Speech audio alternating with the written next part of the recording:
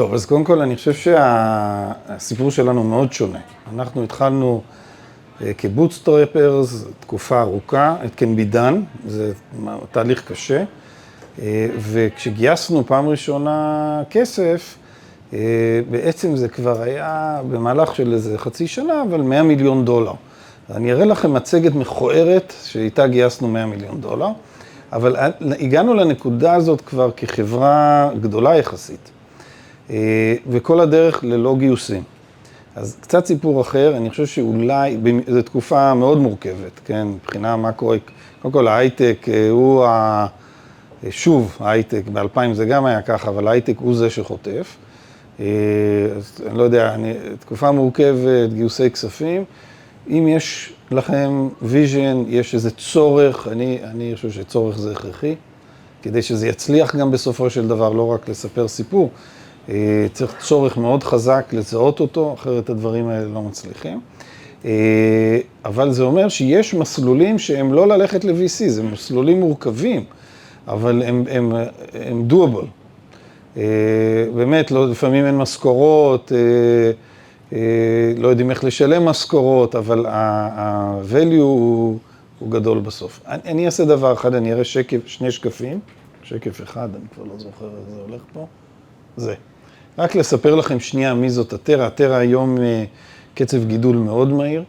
יש לנו לקוחות ב-105 מדינות, יש לנו 11,000 לקוחות, וזה המוצר, מוצר לניהול מערכות IT, אבל החוכמה של המוצר הזה זה הפשטות שלו, הוא מאוד מאוד אינטואיטיבי, והוא מריץ 240 מיליון פעולות IT אוטומטיות כל חודש, במקום שבן אדם יעשה אותם. זה החברה. בואו נראה רק מה עוד יש פה, קצת לקוחות, לתת לכם רק תחושה.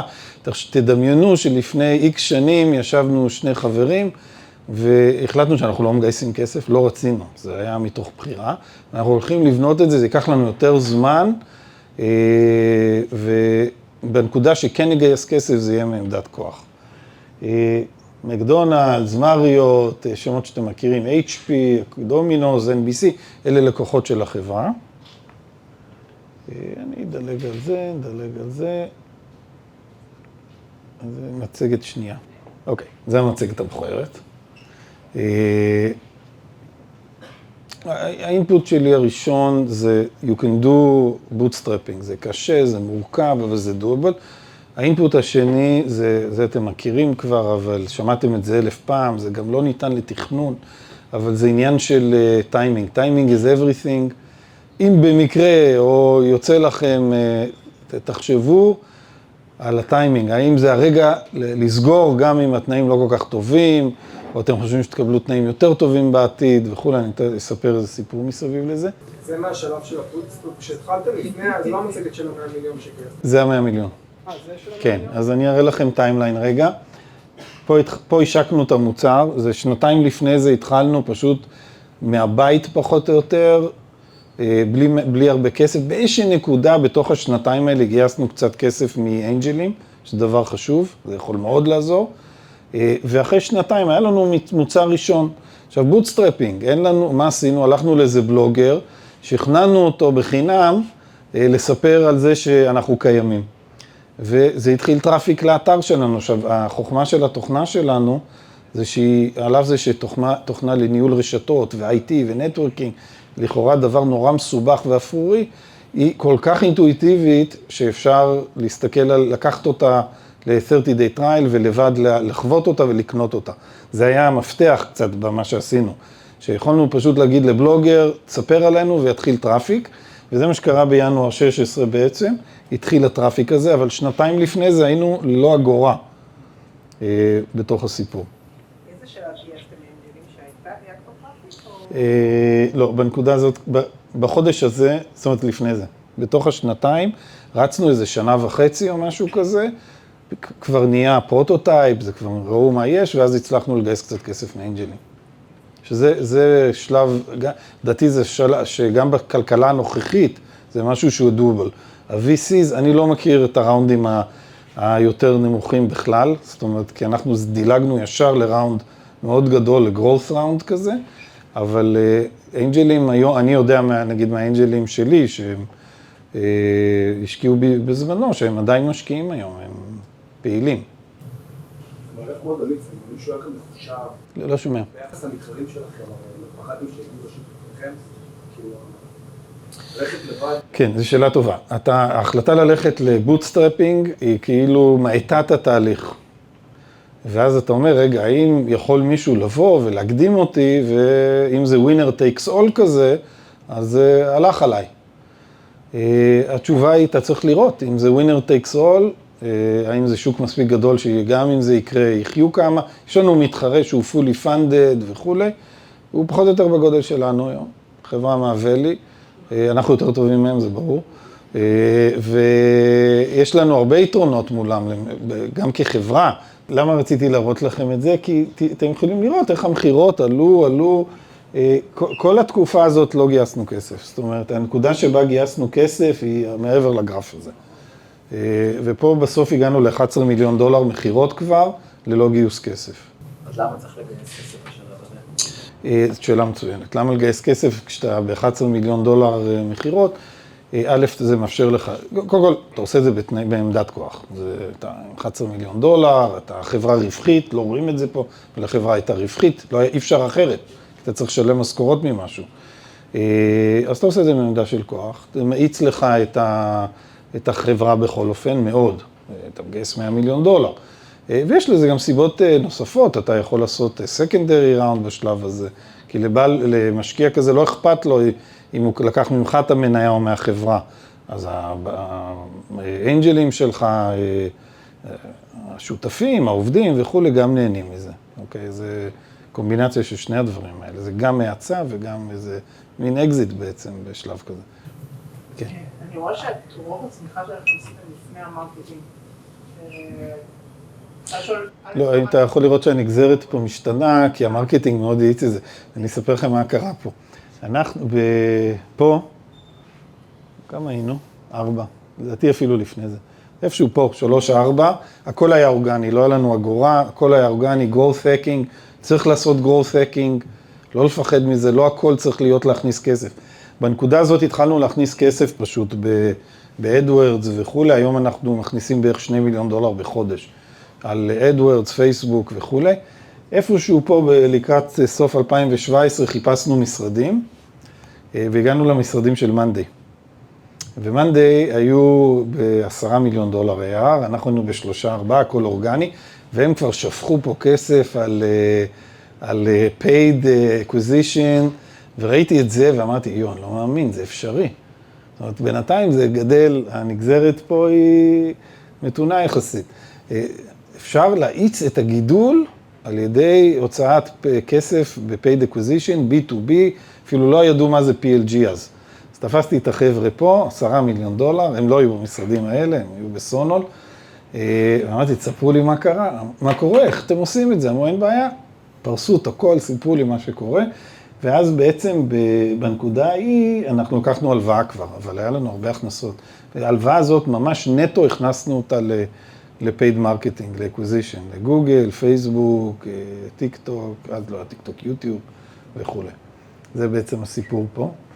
מאנדיי הייתה השראה גדולה בשבילנו, הבנו שאפשר לעשות את זה ב-B2B, ולא רק B2C. בבקשה. אני שואל אותך בהמשך למצגת הקודמת של שאול, שהוא אמר שבשקף הראשון הוא נתן את העמדת כוח שלהם. שאלה, נגיד, למה לא התחלתם דווקא עם השקף הזה?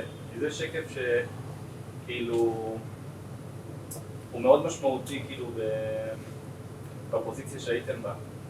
בוא נראה, אתה יודע, אני לא זוכר כבר, תאמין לי, זה כאילו עבור קצת זמן. איך התחלנו?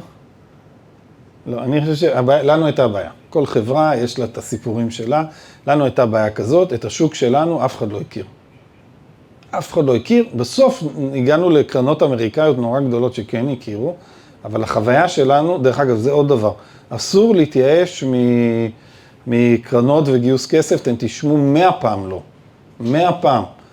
מספיק האחד הזה שיגיד כן. עכשיו, אנחנו שמענו 100 פעם לא, בעיקר כי לא הכירו את השוק שלנו, בטח הקרנות הישראליות לא הכירו בכלל. בסוף הגענו, לא בסוף, באיזשהו שלב הגענו לקרנות אמריקאיות גדולות, הגודל שלהם מאפשר להם להכיר הרבה שווקים שונים, והם הכירו, אבל לנו היה בעצם איזה מין משהו כזה, היינו חייבים לספר בכלל מה אנחנו עושים, זה לא היה אינטואיטיבי, מה זה? מערכות לניהול IT? מה זה הדבר הזה? זה 20 שנה כבר יש IT, 30 שנה, יש מערכות לניהול IT, מה הבאתם לעולם בכלל? איפה הסיפור הזה, למה זה מעניין? אבל לפחות הדברים שלו היו ישראלים, נכון? לא. גם לא. לא. אנחנו, זאת אומרת, התחלנו בארץ וממש נכשל לנו, ואמרנו, זה כל כך, ואז עברנו ב-2016, לפני זה קצת התחלנו בארץ, לא הצלחנו בכלום. וב-16, בינואר 16, שזה היה כאילו מין, זה היה לא ישראלים בכלל, אצלנו, השוק הישראלי כל כך שונה מהשווקים בחו"ל, שאנחנו עד היום לא מתעסקים עם השוק הישראלי, פשוט לא, יש לנו איזה 200 לקוחות פה, אבל... כן. מה היית אומר שכאילו מבחינתכם, כשבאתם למשקיע, מה היה הסיקרט סוס שם? שאו פרפורמנס מטורף, הפרצת על הרגש, מה היה זה שלכם? 10 מיליון היה... גם. וחצי. לא, זה לא מספיק היה, זה לא מספיק. תראה, אנחנו באנו עם דבר מאוד עסקי בעצם. אמרנו, המסר פה בסוף הוא אומר ככה, יש פה שוק מאוד גדול, עם צורך מאוד חזק, ועשינו טרקשן מאוד מעניין בו כבר. תראו, 11 מיליון דולר, לא חברה ענקית, כן, זה נראה לכם. אני כשבאתי לפה והם היו ב10, אנחנו היינו ב3, אני יודע מה, אמרתי, זה כל כך הרבה כסף, מה אתה עושה עם כל הכסף הנוסף הזה? אבל זה לא חברה נורא גדולה. אז זה בעצם הבום שבאנו איתו פה. זה השקף הזה, זה מה שהוא אומר. הוא אומר, יש פה שוק ענק ואנחנו הראשונים בו, צריך להוכיח את הסיפור. יש לנו כבר הרבה לקוחות ויש לנו הרבה הכנסות יחסית. עכשיו, זה הוכחה, זה מה שהיה צריך להוכיח. אני כבר לא, פחות צריך בשלב הזה לספר סיפורים ואמוציות וכו'. הם רוצים עכשיו להבין מה זה השוק הענק הזה שאתם מדברים עליו וכו'. ואז היה לנו איזה משפט כזה בזמנו, שאין חברה שאין לה מערכת IT, ואנחנו גם ידענו להגיד שכמעט אין חברה שיש לה מערכת, שמנהלת את מערכת IT שלה, כמה זה מפתיע. זה גם מפתיע את המשקיעים הדבר הזה. ואז היה לנו איזה ניתוח כזה לגודל השוק, כי זה לא היה טריוויאלי. הייתה תחרות, היו חברות שעשו את זה? יש עד היום, יש חברות שעושות ניהול IT. יש תוכנות לניהול IT, זה דבר קיים כבר 30 שנה. אבל זה תוכנות, מה? בדיוק, ומה החדשנות? כן, אז קודם כל זה תוכנות, הבעיה עם התוכנות הקיימות שהן מסובכות ויקרות וקלנקי וכמעט לא עובדים איתם ובדרך כלל צריך איזה 5 תוכנות שונות רק כדי להגיע לתוצאה רצויה ואז בסוף התוצאה הסופית היא שכמעט אף אחד לא משתמש בזה. אז זה ראיתם כבר גם אצל, אני חושב שבשתי המצגות אולי. שמראים את העבר, כאילו, את הקיים, כאילו, איך זה נראה היום, ככה נראות התוכנות היום, כן? מאוד קלנקי, זה המתחרים שלנו עד היום. זה כאילו UX UI של 1998 בערך, ואנחנו נראים ככה. אפילו הרבה יותר טוב מזה, זה כבר ישן, זה מלפני כמה שנים. זאת אומרת, מאוד מודרני, יפה, אינטואיטיבי וכו'. תמיד כשבאנו גם השווינו את עצמנו, למשל למאנדיי. אמרנו, אוקיי, אנחנו בעצם עושים אותו, הצלחנו להביא איזה רפרנס כזה מעולמות אחרים. אנחנו עושים אותו דבר שוויקס עשו בוובסייטס, לקחו עולם מסובך, קלנקי וכו', ועשו אותו פשוט, אינטואיטיבי, שאפשר למכור אותו באונליין. אנחנו עושים אותו דבר ל-IT Management, או מה שהטלייסין עשו לקולבוריישן ומאנדיי לפרויקט מנג'מנט. זאת אומרת, לקחנו גם לסדר למשקיע בראש, רגע, אני מכיר את הפריצות דרך האלה, זה דבר דומה באמת. עכשיו, אם זה מסתדר לו בראש, אז הוא אומר, וואלה, אני רוצה להיות חלק מזה. פחות רלוונטי, זה ראיתם? תראו, היו לנו עוד מטריקות, זו לא הייתה המטריקה היחידה, היה לנו מטריקה של קצב גידול בהכנסות, ורואים שהוא כל הזמן גדל, עד לקצב מאוד גדול של גידול שנתי בהכנסות, קצב גידול. ארפה, ההכנסות פר לקוח הלכו וגדלו כל הזמן. היו לנו מטריקות ממש לספר. אם אתה בוטסטרפר, אתה בא למשקיע ואתה מראה לו מספרים, אתה מראה לו הוכחות, זה לא רק הכל מצגת, זה לא וייפרוור כזה. זה יותר קשה להגיע לנקודה הזאת, אבל עכשיו גם אל תשכחו שאתה מגיע לנקודה הזאת, אתה מחזיק 100% מהמניות. אם אתה מגיע לאותו מקום אחרי 2 סבבי גיוס, כבר ירדת, אני לא יודע, ל-40% מהחזקות או משהו. כבר דוללת פעמיים כנראה. היה לנו כל מיני דברים, הצ'רן. פה למשל גייסנו בנקודה הזאת את מי שעד היום מנהל לנו את ה-Customer Success, ואני ראיתי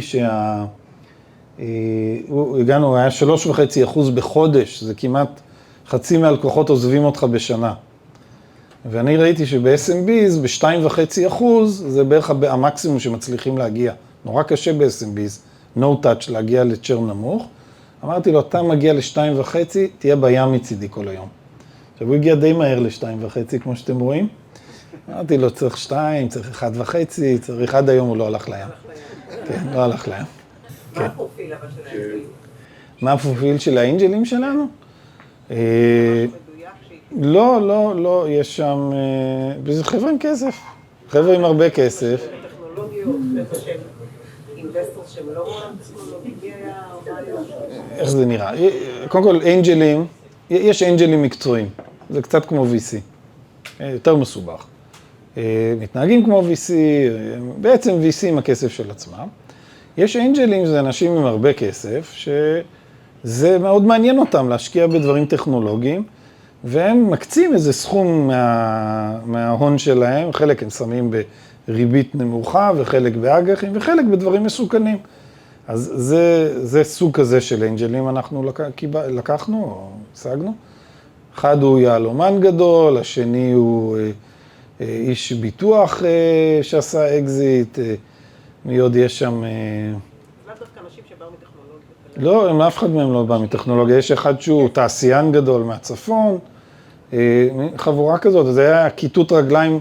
קודם כל, גיוס כסף זה עסק קשה, ממש קשה. זה קשה גם אמוציונלית, כי אתה נכנס, וזה כל הזמן דחיות. דחיות ודחיות ודחיות, וזה גם עושה מצב רוח לא טוב, זה עסק קשה. צריך, מה? תרופות. כן, תרופות לזה צריך להמציא, כן. מה התובנה בעצם? מה התובנה? מי? מהאנג'לים. מה היית עושה אחרת עכשיו עם כל התובנה? לא, אני חושב שזה היה מסלול מדהים, מסלול מדהים. כמה טיפים לסיום, וואו. כן, לכל מי ש... אני חושב שהטיפ הכי חזק, אני חושב ששמעתם את זה מאוד מאחרים, זה לא לוותר, זאת אומרת, tenacity, grit, זה התכונה הכי חשובה, וגם תבדקו את עצמכם שזה באמת דבר ראוי. ללכת לשרוף את החיים על משהו שהוא לא ראוי, לא ראוי זה ביזנס, כן? זה לא... ראוי זה אומר שיש לזה צורך, ואפשר לעשות מזה ביזנס גדול וכולי. זה צריך, תשאלו את עצמכם, תבדקו כל הזמן את עצמכם, ואם אתם משוכנעים, גריט, צריך הרבה כוח ועוצמה וכולי. זהו? תודה רבה. תודה לכם.